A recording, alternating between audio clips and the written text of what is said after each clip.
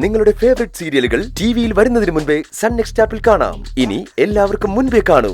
ഇപ്പോൾ തന്നെ sun next app download ചെയ്ത് സബ്സ്ക്രൈബ് ചെയ്യൂ.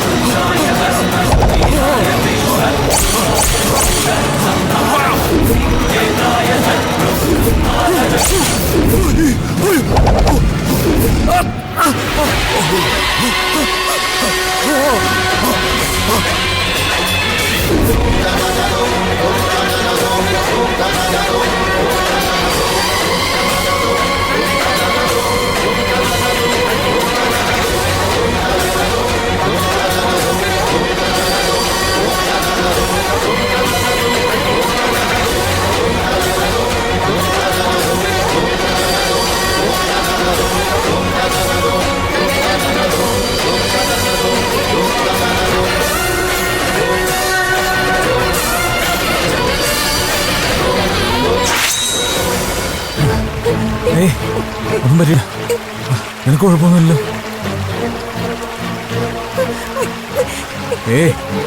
ഇവനും അവന്മാരുടെ കൂട്ടത്തിലുള്ളതാ. നമുക്ക് പോവാം, വാ.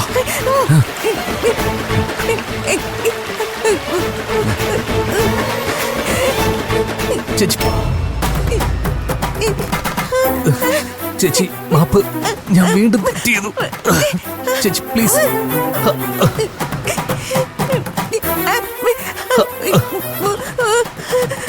സൗവർണിക, ഇവനൊരു ദുഷ്ടനാ. എന്നെ മാത്രമല്ല, സൗപർണിയും ചതിച്ചവനവൻ. അവനവിടെ കിടക്കട്ടെ.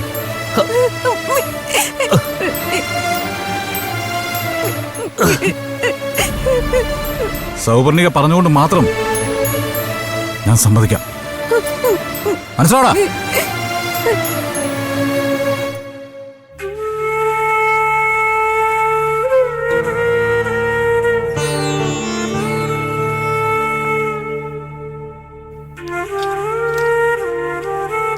നിങ്ങൾക്ക് കുറച്ചുകൂടി കഴിഞ്ഞിട്ട് വേണമെങ്കിൽ പോവാം.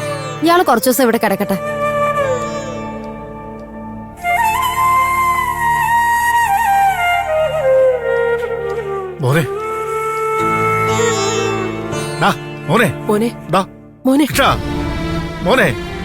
എഴുന്നേക്കടാ.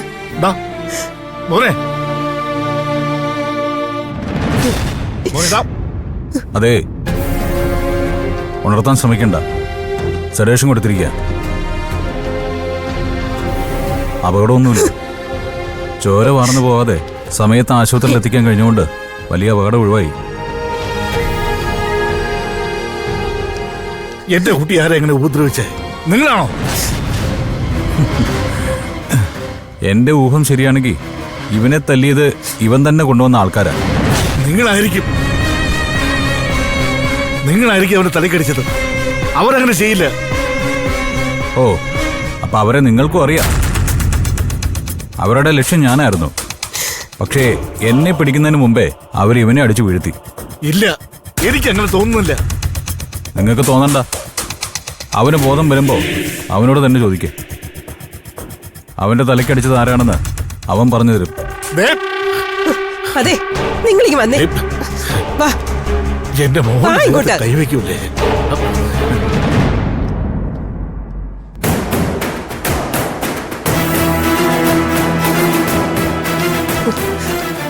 ദേ മനുഷ്യ, അവന്മാരുമായി ഗൂഢാലോചന നടത്തി നിങ്ങളാ ചെറുക്കനെ അവന്മാരുടെ കൂടെ പറഞ്ഞയച്ചത്. എന്നിട്ട് ഇവിടെ വന്ന് നിന്ന് ഷോ കാണിക്കരുത്. എന്താ നടന്നേന്ന് അവന്മാരെ വിളിച്ച് ചോദിക്കേ. ശരി.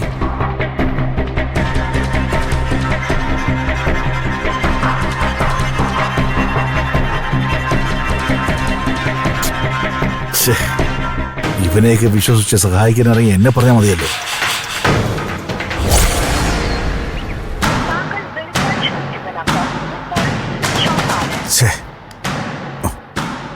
അവന്മാരിത് എവിടെ പോയി കിടക്കുക? എന്താ അച്ഛാ? ഞാൻ ആ വിക്രമനെ വിളിക്കുമായിരുന്നു, കിട്ടുന്നില്ല. സന്ദീപ് ഇവിടുന്ന് പോയിട്ട് ദിവസങ്ങളായി. അവരവനെ കണ്ടോ എന്തെങ്കിലും ചെയ്തോ ഒന്നും അറിയാൻ പറ്റുന്നില്ല. അവരൊക്കെ ഇങ്ങനെയല്ലേ, ഡിസിപ്ലിനും പങ്ക്ച്വാലിറ്റിയും ഒന്നും ഇല്ലാത്ത ലോക്കൽ ഗുണ്ടകൾ. അവരെ അയക്കാൻ അച്ഛൻ തീരുമാനിച്ചപ്പോഴേ ഞാൻ പറഞ്ഞല്ലേ വേണ്ടാന്ന്. അവരെ കൊണ്ട് ഇങ്ങനെ ഒളിച്ചു കളിയേ പറ്റൂ. തന്റെ ഇടത്തോടെ ഇറങ്ങി രണ്ടും കൽപ്പിച്ച് കാര്യം നടത്താനൊന്നും ഇവന്മാരെ കൊണ്ട് കഴിയില്ല അച്ഛാ. നീ എങ്ങനെ അവരെ കുറച്ച് കാണുമൊന്നും വേണ്ട. ഒരുപാട് കാര്യങ്ങൾ ഞാൻ അവരെ ഏൽപ്പിച്ചിട്ടുണ്ട്. അതൊക്കെ അവർ ഭംഗിയായിട്ട് ചെയ്തിട്ടുണ്ട്. ഈ കാര്യത്തിൽ എന്ത് സംഭവിക്കുന്നു എന്ന് എനിക്ക് മനസ്സിലാവുന്നില്ല. തമ്പിയേട്ട, മുരളി വിളിച്ചിരുന്നു. എന്താ? സന്ദീപിന് എന്തോ അപകടം പറ്റി ഹോസ്പിറ്റലിലാണെന്ന്. അയ്യോ, എന്താ പറ്റിയത്? എന്ത് പറ്റിയെന്ന് മുരളിക്കും വ്യക്തമായിട്ട് അറിയില്ലത്രേ. ആശുപത്രിയിൽ നിന്ന് സന്ദീപ് തന്നെ പറഞ്ഞ അയാൾ അറിയുന്നത്. വലിയ പരിക്കൊന്നും ഇല്ലെന്ന് അയാൾ പറഞ്ഞു. നാളെയോ മറ്റന്നാളോ ഡിസ്ചാർജ് ചെയ്ത് പോകാൻ പറ്റുമെന്നും പറഞ്ഞു. അപ്പൊ പേടിക്കാനൊന്നുമില്ല. ആ, അയാളുടെ സംസാരത്തിന്ന് എനിക്കും അങ്ങനെ തോന്നിയത്. പക്ഷേ അതുവരെ ഒന്ന് പോയാ കൊള്ളാന്ന എന്റെ മനസ്സിൽ. അവന് വലിയ പരിക്കുകളോ പ്രശ്നങ്ങളോ ഒന്നും ഇല്ലെന്നല്ലേ പറഞ്ഞത്? അങ്ങനെയാ പറഞ്ഞത്. എന്നാ പിന്നെ ധൃതി പിടിച്ച് അങ്ങോട്ട് പോകേണ്ട ആവശ്യമുണ്ടോ? എന്തെങ്കിലും സഹായം വേണമെങ്കിൽ അവിടെ മുരളിയുണ്ടല്ലോ. പിന്നെ അവിടുത്തെ അവന്റെ പുതിയ സുഹൃത്തുക്കൾ, അവരൊക്കെ വേണ്ട പോലെ അവനെ സഹായിക്കും. തമ്പിയേട്ടന്റെ അഭിപ്രായം അങ്ങനെയാണെങ്കിൽ അങ്ങനെ തന്നെ ആവട്ടെ. ഞാൻ സന്ദീപിനെ ഒന്ന് വിളിച്ചു നോക്കട്ടെ.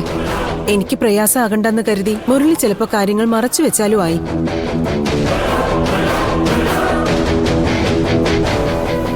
അല്ല, ഞാൻ ആലോചിക്കായിരുന്നു, അവിടെ സന്ദീപിന് അങ്ങനെ ഒരു അപകടം പറ്റാനുള്ള സാധ്യത വളരെ കുറവാണ്. ഇല്ലെന്ന് തന്നെ പറയാം. ആ നിലയ്ക്ക് ഇത് വിക്രമിന്റെ പണിയാകാനുള്ള സാധ്യതയുണ്ട്. ഫോണിൽ കിട്ടിയില്ലെങ്കിലും അവൻ എന്തൊക്കെയോ ഒപ്പിച്ചു വെച്ചിരിക്കുന്നു എന്ന് വേണം കരുതാൻ. വലിയ പരിക്കൊന്നും ഇല്ലെന്നല്ലേ പറഞ്ഞു. വിക്രമൻ ഇങ്ങനെ തൊട്ട് തലോടി വിട്ടതുകൊണ്ട് എന്താ പ്രയോജനം?